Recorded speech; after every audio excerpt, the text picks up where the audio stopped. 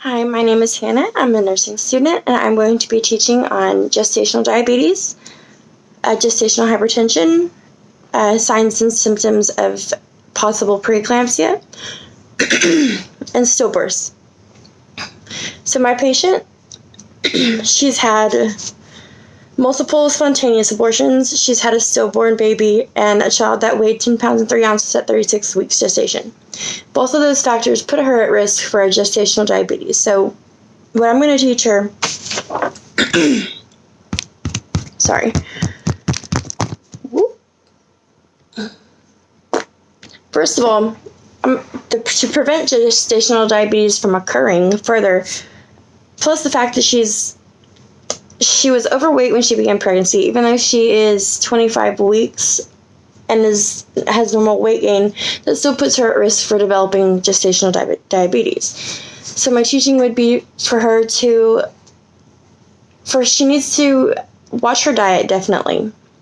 So for healthy choices for her food would be lean proteins like beans, tofu, fish, and white poultry, healthy fats from nuts, coconut oils, and other plant-based fat sources, whole grains such as brown rice, pastas, oatmeals, low-fat dairy products, definitely, like Greek yogurts, non-starchy veggies for sure, and fruits.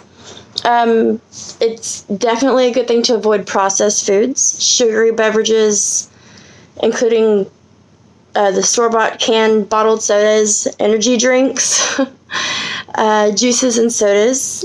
Extra or added sugars are definitely not a good idea. All these are factors to help decrease her chances of developing the gestational diabetes.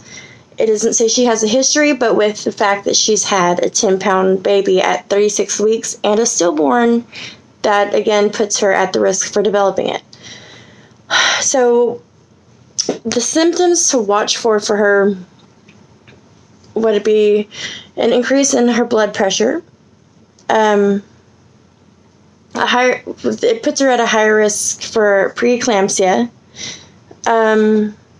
This is if you have the gestational diabetes. It increases your chance of type 2 diabetes after your pregnancy also, and a high birth weight for your baby, which she's had previously. It can also cause premature birth weights and the baby to have low blood sugars at birth.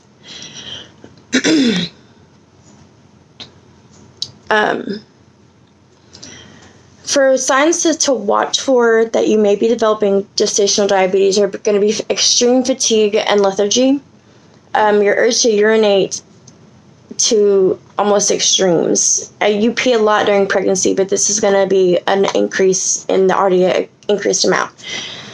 Extremely dry mouth and constant thirst.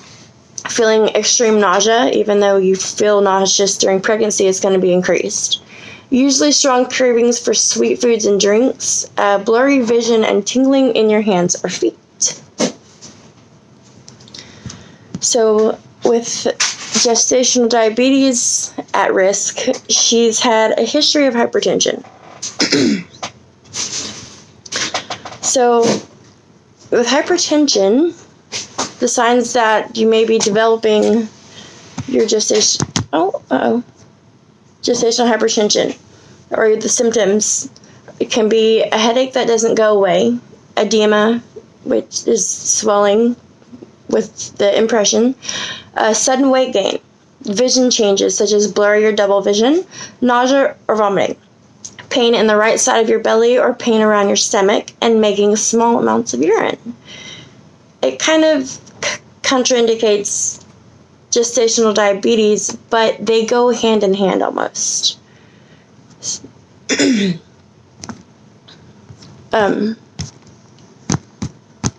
the hypertension, it's considered gestational hypertension when you're at 20 weeks of gestation, and my patient is 25 weeks.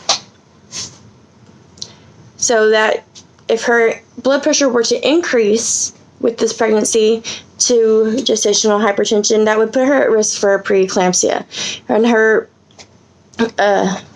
The signs and symptoms of preeclampsia that she needs to watch for are high blood pressure, blurred vision, headache, swelling of the face, hands, and feet, especially, upper abdominal pain, vomiting, and shortness of breath.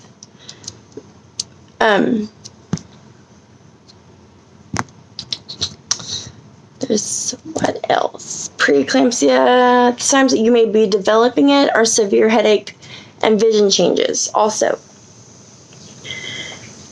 The hypertension, if not controlled, can lead to preeclampsia, like I just explained in the signs and symptoms of it.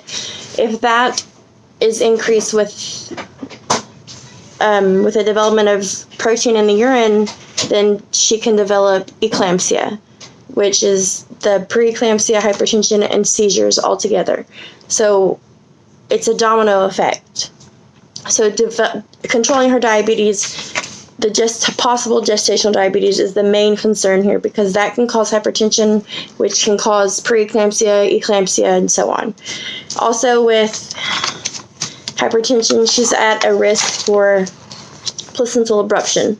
So in order to prevent most and almost all of these complications, she's going to have to prevent herself from developing the gestational diabetes. And that is mainly with diet and keeping up with her blood sugars, keep them under control. A little bit of moderate exercise, mild exercise is best, especially since she's known to have pregnancy complications. Another thing I wanted to touch on was the fact that she has come in at 25 weeks gestation. She needs education on her prenatal visits. Is she taking folic acid? And is she taking her prenatal vitamins? Because that in turn, the lack of folic acid can also cause stillbirths. With her history of it, she's more than likely she has a higher chance of having another stillborn birth. So in order to prevent all of these, it's, like I said, it's a domino effect. The education of early prenatal care, the gestational diabetes, hypertension, preeclampsia, eclampsia, placental abruption, all of these can happen if she doesn't get her gestational diabetes or potential gestational diabetes under control.